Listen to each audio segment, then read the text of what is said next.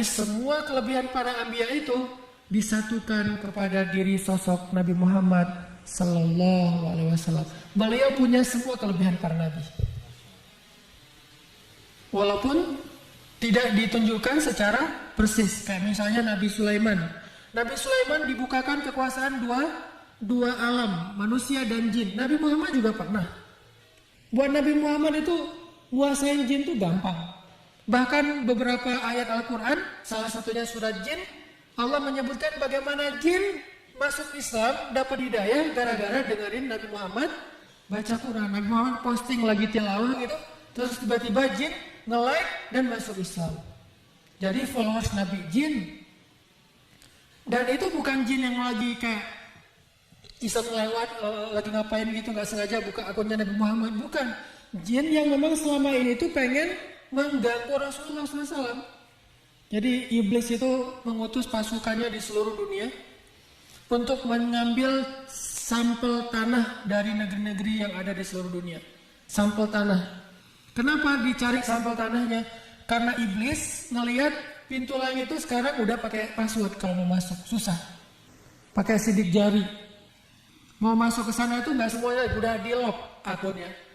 Dulu kan kalau mau kepoin langit itu mudah, naik turun. Kalau ada berita di langit mereka langsung tahu kelompok jin, terus bikin kekacauan di bumi. Misalnya di langit itu Allah akan turunkan rezeki kepada hambanya. Akhirnya jin ngegodain hamba itu supaya nggak bekerja, supaya nggak jujur, sehingga rezekinya dicabut oleh Allah. Pokoknya ngeganggu orang aja tuh. Sekarang tiba-tiba langit di lock, nggak bisa sembarangan naik ke langit dan mencari berita, nggak bisa kepo. Maka iblis curiga ini pasti ada berita besar di bumi ini, sampai langit begitu disiplinnya sekarang, begitu sulitnya sekarang, berlapis-lapis barisan di langit para malaikat tuh, ada apa sih di bumi? Cari sampel-sampel tanah di seluruh bumi. Dibawa ke hadapan iblis oleh jin-jin. Dicium satu persatu sampel tanah itu, dicium nggak ada, dicium nggak ada, dicium nggak ada, diendus nggak ada. Tiba-tiba ketika iblis mengendus satu sampel tanah, yaitu tanah kota Mekah, iblis langsung kaget dan mengatakan, aku mencium aroma seorang nabi. Jadi nabi itu ada aroma di dalam bagi iblis, bagi jin. Aku mencium aroma seorang nabi. Dan kali ini aromanya lebih kuat daripada nabi-nabi sebelumnya.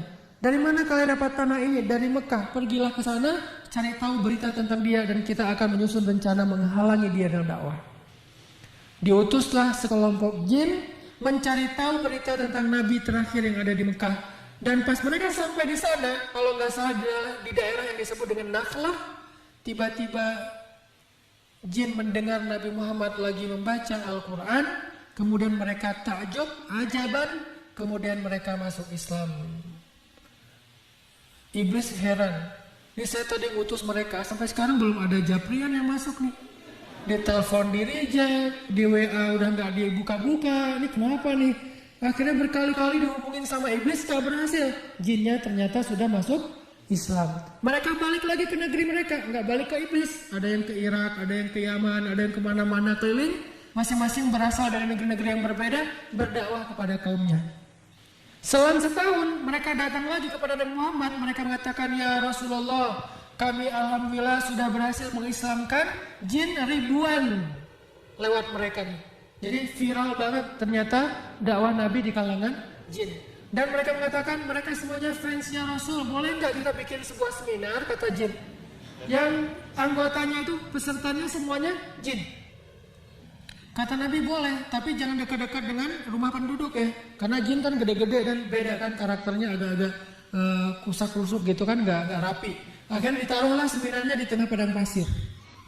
Nah pas malam mau bikin seminar, dan sebenarnya harus malam ya, kalau nggak serem kan jin ya. Pas malam mau seminar, Nabi itu ngajak sahabat siapa yang bisa dampingin Nabi buat acara seminar. Jadi kayak jadi LO-nya Nabi lah, atau jadi asistennya Nabi. Gak ada sahabat yang mau coba. Kemana Rasul? Seminar jin. Aduh saya lagi gak enak badan. Kemana Rasul? Seminar jin. Ini saya lagi ada janji sama teman, saya mau apa. Akhirnya Nabi memaksa Abdullah ibnu Mas'ud jadi asisten Nabi di seminar jin. Itu disebutin nanti di kisah panjang surat Al-Jin dan beberapa surat yang lain. Berangkatlah Ibnu Mas'ud seminar bareng dengan Nabi di tengah padang pasir. Pas sudah mau sampai ke venue-nya, Nabi memberhentikan kendaraan beliau, onta beliau, turun bareng Ibnu Mas'ud. Kemudian Nabi menyuruh Ibnu Mas'ud berdiri di sebuah tempat.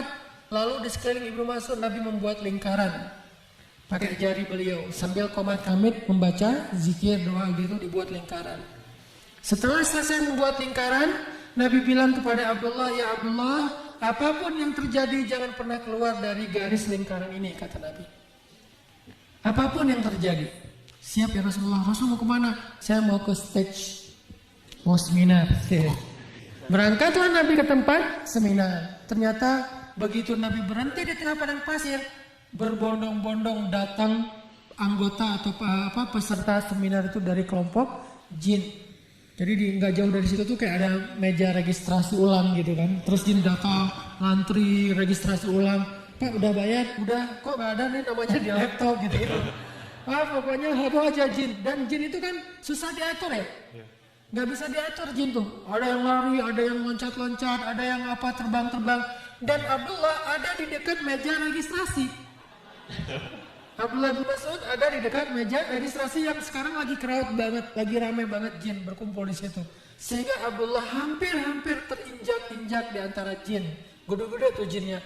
Ada yang bertanduk, ada yang mirip hewan, ada yang segala macam. Abdullah ngeliat ngeri banget pemandangan waktu itu. Suaranya riuh luar biasa, lebih daripada riuhnya pasar dan konser, riuh banget. Dan kata Abdullah, hampir saja saya lari karena ketakutan. Kalau saya tidak ingat dengan pesan Nabi, jangan keluar dari garis yang Nabi buat. Bertahan aja di situ sambil tutup mata, segala macam, tutup telinga, saking riuhnya jin. Pas jin udah berkumpul, rame, Abdullah tidak bisa melihat Rasulullah karena ukuran jin kan gede-gede. Nabi ada di tengah, jin itu kayak bertawaf. Pokoknya suasana serem banget. Ini lebih daripada cerita Harry Potter, Lord of the Ring, pokoknya gitu-gitu, ngeri tuh. Setelah lama, mungkin seminarnya kurang lebih 1,5 jam, kemudian ada tanya jawab gitu, selesai. Udah beres tanya jawab, jin satu persatu bubar. Bubar, terbang, balik lagi ke negerinya. Tinggal beberapa kelompok jin yang masih curhat sama Nabi. Karena sesi tanya jawabnya bertahap.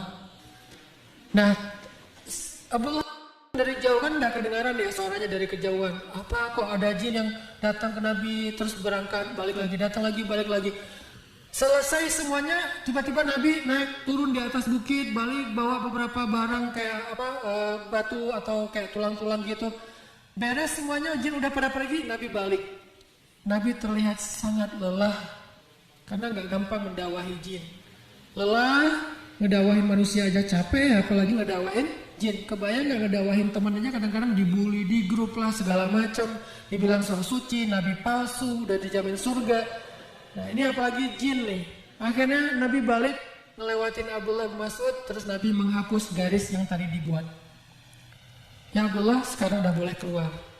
Apa yang terjadi Abdullah? Ya Rasulullah, kalau nggak ingat dengan pesan engkau, saya sudah lari tadi. Kata Rasulullah, seandainya kamu keluar selangkah saja dari garis ini, maka kita nggak akan ketemu lagi sampai hari kiamat. Kenapa? Dibawa lari sama jin. Ini kok lucu banget sih, unyu-unyu bawa lari boneka gitu kirain. Abdullah dikirain mainan. Saking kecilnya Abdullah, kalau kamu keluar selangkah aja dari garis itu, mungkin kita nggak akan ketemu lagi selama-lamanya, wahai Abdullah. Ya Rasulullah, apa yang terjadi tadi di akhir, kalau saya melihat mereka berkelompok-kelompok, kata Nabi, mereka menyampaikan masalah-masalah yang mereka hadapin kepada saya. Jadi curhat jin. Ada jin yang belum bisa damai, ada jin yang geng. Dari satu geng dengan geng yang lain tuh suka tarung di jalan. Akhirnya mereka bilang, ya Rasulullah, kita ini ada 2 geng dari daerah Syam. Biasanya kita tarung di jalan, bunuh-bunuhan, bacok-bacokan. Damaikanlah di antara kami ya Rasulullah. Akhirnya Nabi menjabatkan tangan jin, mendamaikan mereka, bersaudara antara 2 geng jin. Gak tahu apa geng motor, apa geng apalah, pokoknya geng aja.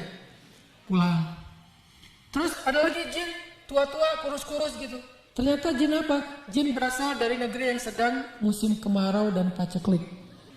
Ada kayak gitu. Mereka curhat, ya Rasulullah, di negeri kami kurang makanan, kami sering kelaparan, anak-anak kami gizi buruk, malnutrisi, gitu-gitulah. Kayak sekarang di mana tuh? Di Yaman, di Suriah gitu kan? Atau di Afrika. Maka akhirnya Nabi naik ke atas bukit-bukit padang pasir nyari apa? Nyari tulang belulang. Dikumpulkan nama Nabi kayak kita nyari kayu bakar, ditaruh di depan jin. Kata Nabi, mulai sekarang tulang adalah makanan kalian. Maka sejak saat itu tulang adalah makanannya jin sampai sekarang. Makanya kalau teman-teman yang sedang off-road, hati-hati kalau lagi di hutan di mana, kalau mau buang air, perhatikan kalau ada tulang jangan, karena itu dia lagi dinner. Bayangin orang lagi enak-enak dinner kita siram, sebel nggak sih? Nggak usah jin yang temperamen ya, manusia aja digituin kan pasti dipukulin tuh, dikeroyokin. Jadi wajar kalau pulang-pulang dari sana tuh hilang akal lah atau apalah segala macam. Tiba-tiba jadi orang kayak setengah sadar atau digodain sama jin, disantet sama jin. Kenapa? Karena kita orang lagi enak-enak makan digangguin. Maka perhatikan, karena tulang adalah makanan jin sejak zaman Rasulullah SAW sampai hari kiamat. Tapi kok nggak habis? Karena mereka makannya nggak kayak kita. Kalau kita kan makannya dihabisin ya, kalau mereka dijilat-jilat gitu lah, mirip-mirip kayak anjing gitu lah makan tulang, menjilat tulang. Ini yang terjadi pada Rasulullah. Nabi tuh kalau mau menguasai alam jin bisa banget, karena Nabi pernah lagi sholat digodain sama jin yang newbie gitu, anak baru. Jadi ada jin baru lulus sekolah dikasih kayak tugas akhir. Jadi kayak bikin praktek gitu, praktek menggoda manusia. Keluarlah dia dari kampusnya, pengen godain manusia, salah milih targetnya Rasulullah. Iblis aja nggak berhasil, ini anak baru menggodain Rasul. Jadi dia kayak nggak nanya dulu ke kakak kelasnya, siapa nih orangnya, dia asal godain aja. Nabi lagi sholat malam, didatengin sama anak baru, masih culun gitu kan gaya-gaya itu, nih gua godain nih. Pas dia datang, Nabi nggak tergoda sama sekali, biasa aja. Dia udah gini-gini di muka Nabi apa segala macam. Nabi khusyuk. Begitu Nabi selesai sholat, lihat ke arah dia kaget, Nabi ngeliat saya, kirain gak kelihatan gitu. Dipegang sama Nabi tangannya, jangan ampun, saya anak baru, saya baru belajar Kak, gitu. Dia kayak tiba-tiba jadi minta maaf gitu, Kak saya nggak tahu kakak ternyata senior apa segala macam. Akhirnya Nabi pegang tangannya, diikat sama Nabi. Diikat, digulung, jadilah dia kecil kayak bola gitu, ditaruh di tiang Masjid Nabawi. Subuh-subuh pas anak-anak Madinah, anak-anak kecil gitu, anak-anak SD gitu ya, mau datang ke masjid, mereka ngelihat ada bola api tergantung di tiang masjid. Kan jin tidak ada api kan ya, jadi bentuknya bola kayak ada festival main bola api kan kalau di kita pas tahun baru Islam, pas menjelang Ramadan. Ini ada bola api menggantung di tiang masjid yang terbuat dari pelepah kurma, tapi pelepah kurmanya nggak terbakar. Anak-anak kecil kan jadi kayak penasaran, nih bola api apa, ntar habis sholat kita main bola. Akhirnya mereka sholat, begitu selesai sholat, itu bola api diambil sama anak Madinah, ditendang-tendang jadi sepak bola. Bisa jadi sepak bola pertama dalam sejarah dunia itu sebetulnya di zaman Nabi. Tapi bolanya bukan dari karet atau plastik, bolanya dari jin. Nabi ngeliat, maaf, ampun, segala macam. Nabi kasihan sama dia, akhirnya dilepas sama Nabi. Kata Nabi, kalau bukan karena saya teringat dengan doa saudara saya Sulaiman.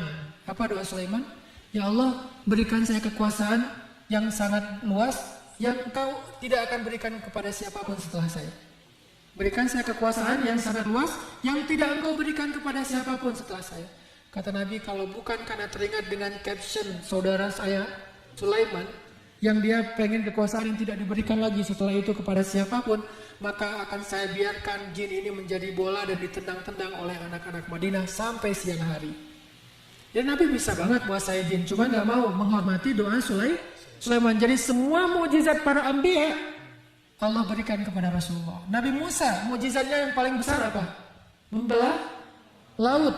Nabi bisa lebih dari itu, bukan laut, bulan. Kan lebih ngeri kan? Laut cuman laut merah doang tuh. Selat yang antara Asia dengan Afrika, laut merah tuh dibelah sama Nabi Musa. Cuman berapa ribu kilo sih. Sementara Nabi Muhammad bukan laut yang dibelah, bulan. Di surat Al-Qamar. Jadi lebih dahsyat daripada Nabi Musa. Nabi Sulaiman terbang dengan angin. Kan kekuatan Nabi Sulaiman bisa terbang dengan angin. Kan Nabi Sulaiman pernah lagi terbang gitu ya, terbang rendah gitu, kayak orang lagi pakai pesawat kecil terus helikopter gitu kan.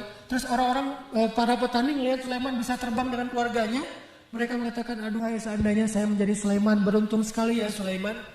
Sulaiman langsung kayak landing di situ mengatakan, Pak, Bapak ngomong apa barusan?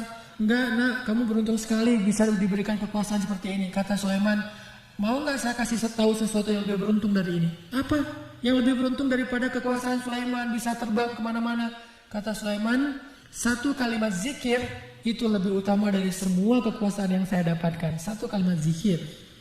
Sulaiman bisa terbang keliling bumi. Nabi Muhammad keliling langit. Isra dan Mi'raj. Lebih dahsyat daripada keliling bumi. Jadi Nabi Muhammad itu orangnya pamer. Kalau Allah sebutkan kisah Sulaiman, Sulaiman. Nabi nggak gitu orangnya. Kisah Musa membelah laut, belah doang tuh bulan. Nabi itu orangnya tuh nggak caper, nggak pamer, bahkan beliau menghargai nabi-nabi sebelumnya. Makanya beliau disebut musaddiqan, sebagai pembenar kepada nabi-nabi sebelumnya. Tapi semua keutamaan nabi-nabi sebelumnya dikasih kepada Rasulullah SAW. Nabi Yahya itu lembut, Nabi Muhammad lebih lembut lagi itu.